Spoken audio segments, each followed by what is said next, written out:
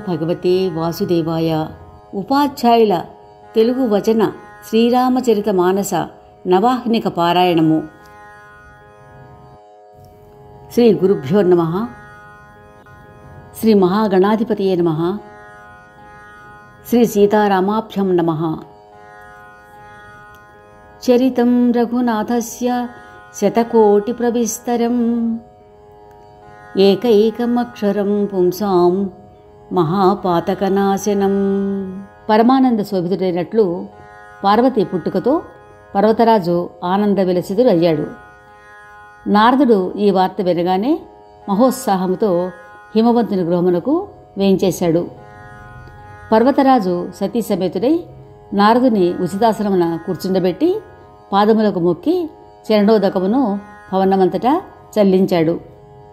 కుమార్తె పార్వతిని రప్పించి ముని పాదములకు మొక్కించారు.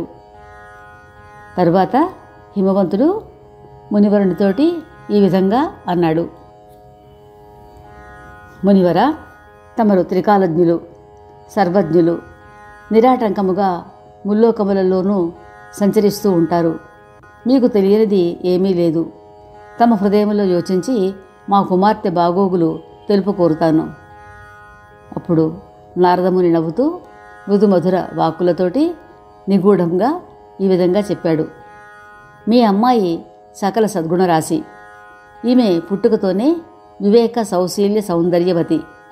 ఈమెకు ఉమా, అంబిక, భవానీ అనే పేర్లు ఉంటాయి. ఈ కన్య సర్వలక్షణ సంపన్న, సదా భర్తకు అత్యంత ప్రియురాలై సతత సుమంగళి అయి వర్ధిల్లుతుంది. తల్లిదండ్రులకు కీర్తి కలుగుతుంది. సర్వలోక పూజ్యురాలు అవుతుంది. ఈమెను కొలిచిన వారికి కొంగు బంగారము.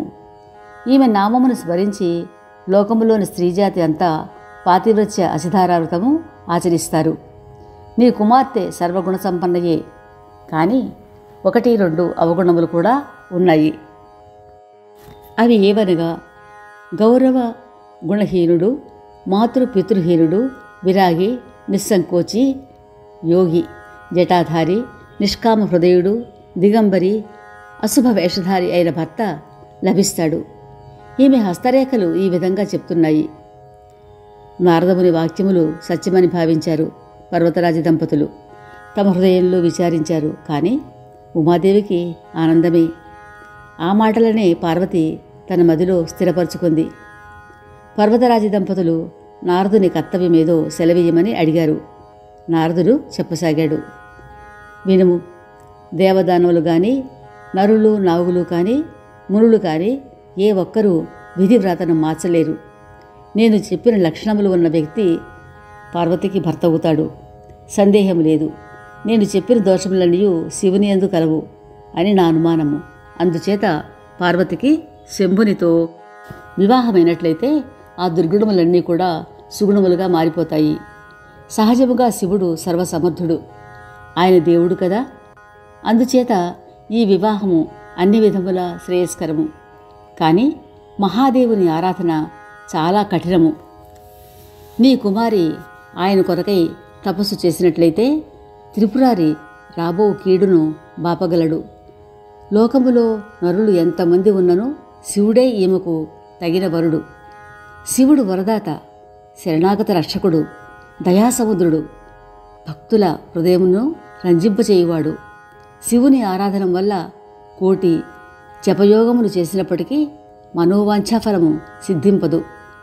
నారదుడు ఈ విధముగా చెప్పి శ్రీహరిని స్మరించి పార్వతిని హిమవంతుని ఆశీర్వదించి, పర్వతరాజా, సంశయపడకు, ఈ వివాహము జరిగి తీరును అని చెప్పి బ్రహ్మలోకానికి వెళ్ళిపోయాడు. ఈ మాటలకు మైనాదేవి హిమవంతునితో, పార్వతి నాకు ప్రాణ సమానము. ఈ విషయమై తగిన నిర్ణయం మీరే చేయండి అని హిమవంతునితో అంది. ఆమెతో హిమవంతుడు, విచారము మాని భగవస్మరణ చేయుము. పార్వతిని సృష్టించిన వాడే ఆమెకు కళ్యాణము కూడా ఏర్పాటు చేసియే ఉంటాడు. నీకు నీ కుమార్తెపై మమకారమే ఉన్నట్లయితే శివుని పొందుటకు ఆమె తపస్సు చేయుటకే ప్రోత్సహించు. లేనిచో ఈ గండము గడుచుటకు వేరు మార్గము లేదు. నారదుని వాక్కులు గూఢార్థ సమన్వితములు. వృషకేతువు సకల సద్గుణ సంపన్నుడు, నిష్కళంకుడు, సంశయము వీడి నిశ్చింతవు కమ్ము అని చెప్పగా మైనాదేవి ఊరట చెందింది. పార్వతిని తపస్సు చేయటకే ప్రోత్సహించింది. పార్వతి తల్లిదండ్రులను ఒప్పించి ఆనందోత్సాహంతో తపస్సుకు వెళ్ళింది. ఉమాదేవి వనమునకు వెళ్ళి శంభు చరణములను మదిలో నిలుపుకొని తపం ప్రారంభించింది. ఈ క్రమంలో అనేక కష్టములు వచ్చింది. చివరకు ఎండి రాలిన మారేడు దళములను మాత్రమే భుజిస్తూ తపస్సు చేసింది. తరువాత ఎండుటాకులను కూడా విసర్జించుట చేత ఉమాదేవికి అపర్ణ అనే పేరు వచ్చింది. తపక్లేశం చేత ఆమె శరీరం పూర్తిగా జరరీభూతమైంది. అప్పుడు ఆకాశమున గంభీరముగా బ్రహ్మవాణి ఈ విధంగా పలికింది. ఓ గిరిరాజకుమారి, నీ మనోరథము ఈడేరుచున్నది. నీకు త్రిపురారి శంభుడే భర్తగా లభిస్తాడు. కాబట్టి ఈ దుర్భర తపక్లేశము ఇక చాలింపుము. భవానీ, ఎంత ధీరులైనా జ్ఞానులు మునులు కూడా ఇంత కఠోర తపస్సు చేయజాలరు. నీవి బ్రహ్మవాణిని నిత్య సత్యముగా పరమ పావనముగా భావించి హృదయమున నిలుపుకొనుము. నిన్ను తీసుకుని వెళ్ళుటకు వచ్చిన నీవు పట్టుదల వీడి ఇంటికి వెళ్ళుము. సప్తఋషులారా, ఈ బ్రహ్మవాణికి పరమ ప్రమాణముగా భావించుము. ఈ బ్రహ్మవాకు విని పార్వతి వడలు పులకరించి ఆనందపరవశ అయింది. యాజ్ఞవల్కుడు భరద్వాజమునితో ఈ విధంగా అన్నాడు. నేనింతవరకు పార్వతీదేవి సుందర చరిత్ర చెప్పాను. మనోహర శివచరిత్రను ఇంక చెప్పదని వినుము. సతీదేవి శరీరత్యాగా మరణించిన పిదప శివుని హృదయము వైరాగ్యముతో నిండిపోయింది. సదా రామనామ జపము జపిస్తూ శ్రీరామచంద్ర లీలాచరిత్ర వింటూ ఉండెను. చిదానందుడు, ఆనంద నిలయుడు, కామక్రోధ మదాది దుర్గుణరహితుడు అయిన సదాశివుడు సర్వలోకాభిరాముడైన శ్రీరాముని హృదయమును ధ్యానిస్తూ భూమిపై ఆనందవిహారం చేస్తూ మునులకు జ్ఞానోపదేశం చేస్తూ శ్రీరాముని సుగుణ లీలలు వర్ణిస్తూ ఉన్నాడు. శివభగవానుడు సహజ నిష్కాముడైనను ఆశ్రిత భక్తురాలైన సతీ విరహము చేత చింతితుడు అవుతూ ఉన్నాడు. ఈ విధముగా చాలా కాలం గతించింది. శివుని కఠోర నియమములు, హృదయమందలి అనన్య ప్రేమ, అచంచల భక్తినిష్ట చూసి కృపాళువు, కృతజ్ఞుడు, రూప సౌశీల్య, తేజోనిధి భగవంతుడు అయిన శ్రీరామచంద్రమూర్తి శివుని ఎదుట ప్రత్యక్షమయ్యాడు. బహురీతుల శివుని కొనియాడాడు. మీరు తప్ప ఇతరులెవరూ ఇట్టి కఠోరవ్రతము నిర్వహించలేరని అన్నాడు. పార్వతి జన్మవృత్తాంతము తెలిపాడు. ఆమె దీక్షను విశదీకరించి చెప్పాడు. అదేవిధంగా శివునితో, శంకర, నీకు నాపై ప్రేమానురాగములు ఉన్నట్లయితే నా విన్నపము ఆలకించు. మీరు పార్వతిని వివాహం చేసుకొందునని నాకు వరం ఇప్పించండి. అప్పుడు శివుడు, ఇది ఉచితము కాకపోయినను ప్రభు శాసనమును జవదాట వీలులేదు కదా. ప్రభు, మీ ఆజ్ఞను శిరసా వహించి పాలించుటయే నాకు పరమధర్మము. తల్లి, తండ్రి, గురువు, స్వామి ఆదేశములను ఆలోచించగా పరమశుభమని భావించవలేను. మీరు నాకు పరమహితైషులు. మీ ఆజ్ఞ నాకు శిరోధార్యము. శంకరుని ప్రియవచనములు విని శ్రీరామచంద్ర ప్రభువు ఎంతో హర్షించి, నీ ప్రతిన నెరవేరినది కావున నేను చెప్పినది మది నుంచుకొనుమని పలికి అంతర్ధానమయ్యాడు. శంకరుడు ఆ రాముని రూపమునే తన హృదయమున పదిలపరుచుకున్నాడు.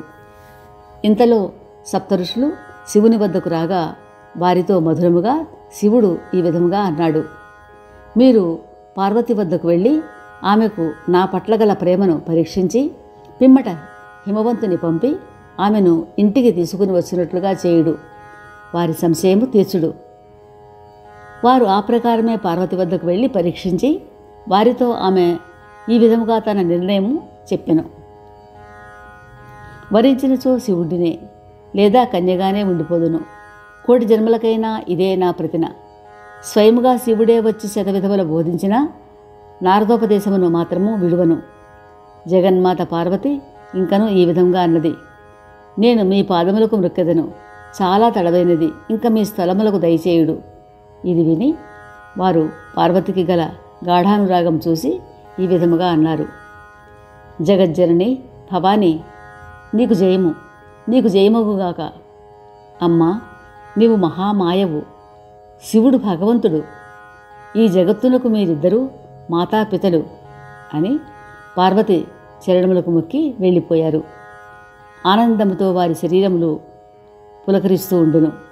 శివుడు చెప్పిన విధముగా హిమవంతుని పార్వతి వద్దకు పంపి ఆమెను వేడుకొని ఇంటికి తీసుకుని వచ్చినట్లు వారు చేశారు. వారు శివుని వద్దకు వచ్చి పార్వతి చరితము ఆయనకు విశదపరిచారు. పార్వతి ప్రేమ కథను విని శివుడు ఆనంద నిమగ్నుడయ్యాడు. సప్త ఋషులు ప్రసన్న మానసికులై బ్రహ్మలోకమునకు వెళ్ళిపోయారు. శంకరుడు స్థిరమైన మనసుతో రఘురాముని స్మరిస్తూ ఉన్నాడు. అదే సమయమున తారకుడు అను అసురుడు ఒకడు తన అసమాన భుజబల పరాక్రమముతో దిక్పాలకులను ముల్లోకములను జయించి దేవతల సంపదలను సుఖశాంతులను అపహరించాడు. దేవతలందరూ బ్రహ్మదేవుని సన్నిధికేగి తమ బాధలను ఆయనతో మొరపెట్టుకున్నారు. అది విని వారితో, ఆ రాక్షసుడు శివుని వీర్యం వలన జన్మించిన పుత్రుని ద్వారా మాత్రమే యుద్ధములో మరణిస్తాడు. సతీదేవి ఇప్పుడు హిమవంతుని ఇంట పుట్టినది. ఆమె శివునే తన పతిగా పొందగూరి ఘోర తపస్సు ఆచరించింది. శివుడేమో సర్వము త్యజించి మహాసమాధిలోకి వెళ్ళాడు. మీరు నేను చెప్పినట్లు చేయండి, మీరు మన్మధుని ప్రేరేపించండి, శివుని వద్దకు పంపించండి. శివుని మనసులో కలవరము ఉత్పన్నమై శివుని సమాధి చెడుతుంది. అప్పుడు మనమందరము శివుని వద్దకు వెళ్ళి ఆయన కాళ్లపై పడి బలవంత పెట్టి వివాహమునకు అంగీకరింపచేయుదము. వేరు మార్గం లేదు. దేవతలు ప్రేమతో మన్మధుని స్తుతించారు. అప్పుడు మన్మధుడు వారి కోరిక విన్నాడు, నవ్వాడు. ఈ విధంగా అన్నాడు: శివునితో వైరము నాకు క్షేమకరము కాదు. శాస్త్రములు పరోపకారము పరమధర్మమని చెబుతూ ఉండటం వల్ల మీ పని నెరవేర్చదను అని చెప్పి పుష్పబాణుడు అందరికీ వందనములు ఆచరించి వినమ్రతతో తన పరివారముతో సహా బయలుదేరాడు. ఆ విధంగా వెళ్ళేటప్పుడు శివ విరోధం వల్ల తనకు మరణము తథ్యమని భావించాడు కూడా. కాముడు తన మహిమను వర్ణించి లోకజాలమును అంతటినీ కూడా వశపరుచుకున్నాడు. అప్పుడు లోకములోని చరాచర జీవులలో స్త్రీ పురుషులుగా ఉన్న ప్రాణికోటి అంతా హద్దులను మరచి కామపీడితులయ్యారు. కానీ శ్రీరామచంద్రుని రక్షణ పొందిన వారు మాత్రము ఆ సమయమున రక్షింపబడిరి. 2 గడియల సేపు అట్లు లోకమును కలవరపరిచిన మన్మధుడు శివుని సన్నిధికి చేరాడు. కానీ మన్మధుడు శివదర్శనంతో భయపడటం వల్ల లోకమంతా యథాస్థితికి వచ్చింది. కానీ వెనుతిరిగిపోవుట సిగ్గుచేటుని భావించి తన ప్రయత్నము నెరవేరకపోవట చేత మరణమే శరణ్యమని తలచి ఒక ఉపాయము పన్నాడు. కామాగ్నికి తన మిత్రుడు సహకరిస్తున్నారు. అయినప్పటికీ మన్మధుడు ఓడిపోతున్నాడు. మన్మధుడు క్రోధావేశముతో ఒక మామిడి కొమ్మ పైకి పుష్పధనస్సుపై పంచబాణములను సంధించాడు. కర్ణ పర్యంతము సారించి పదునైన 5 బాణములను శివుని హృదయంలో దిగినట్లు చేశాడు. సమాధి భంగమైంది. శివుడు స్పృహలోనికి వచ్చాడు. మనసు క్షోభించింది.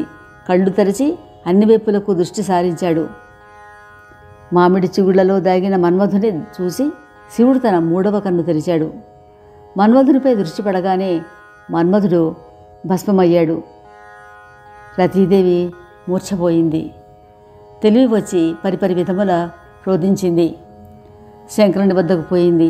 కృపానిధి అయిన శివుడు ఆమెతో, ఓ రతి, ఇక నుండి నీ పతి శరీరము లేకుండగానే అనంగుడై అంటే అందరి హృదయములను ఆక్రమిస్తాడు. అందుచేత అతనిని అనంగుడు అంటారు. ఇక నీవు నీ పతిని కలుసుకున్న విషయం చెప్పెదను వినుము. భూభారం తొలగించుటకు యదువంశమున శ్రీకృష్ణుడు అవతరించును. నీ పతి కృష్ణులకు కుమారుడై ప్రద్యుమ్నుడుగా అవతరించును. అప్పుడు నీవు అతనిని పొందెదవు. ఈ నా వాక్కు సత్యము. శంకరుని వచనములు విని రతి వెళ్ళిపోయింది.